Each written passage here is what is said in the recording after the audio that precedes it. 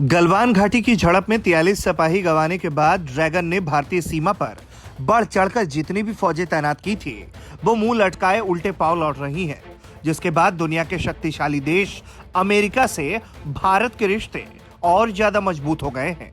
यही वजह है कि विशेषज्ञों ने भी ये कह दिया है कि भारत अमेरिका के साथ संबंधों में संयम खत्म कर आगे बढ़ सकता है।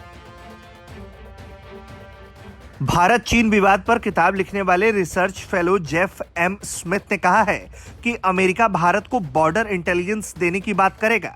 इसका मकसद रक्षा क्षेत्र में अधिग्रहण को गति देना होगा।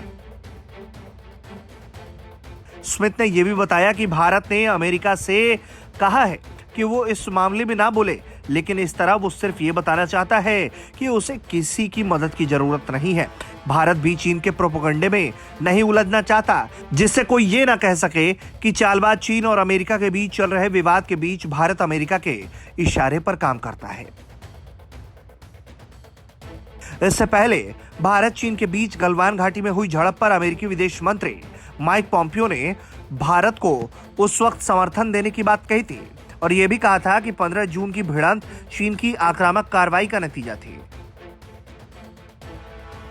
पॉम्पियो ने यह कहा था कि हम भारत और अपने मित्र देशों को चीन से खतरे के मद्देनजर अपने सैनिकों की तैनाती की समीक्षा कर रहे हैं और जरूरत पड़ी तो अमेरिकी सेना चीन की पीपल लिबरेशन आर्मी से मुकाबला करने को पूरी तरह से तैयार है।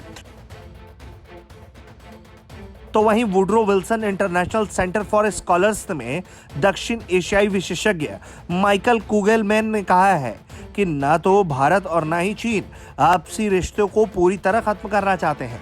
दोनों के अपने अपने हित हैं, खासतौर पर अंतर्राष्ट्रीय संगठनों में। भारत और चीन के बीच संकट के हालात से अमेरिका और भारत के आपसी रिश्तों को सबसे अधिक फायदा होगा। फिलहाल भारत और चीन के सैनिकों के बीच गलवान घाटी में हिंसक झड़प हुई थी, जिसमें भारत के 20 जवान वीरगति को प्राप्त हुए थे, लेकिन भारत के शूरवीरों ने 43 से ज्यादा चीनी सैनिकों को ढेर किया था, जिसके बाद से चीन की आक्रामकता को देखते हुए पूरा विश्व समुदाय उससे नाराज है और उसे खरी खोटी सुना रहा है। ये सब जानते हैं कि अमेरिका खुलकर भारत के समर्थन में है। यानी साफ है कि भारत से दुश्मनी चीन को बहुत महंगी पड़ सकती है और चीन पूरी दुनिया में अलग थलग पड़ सकता है, जिसकी शुरुआत अभी से ही होने लगी है। ब्यूरो रिपोर्ट, भारत तक।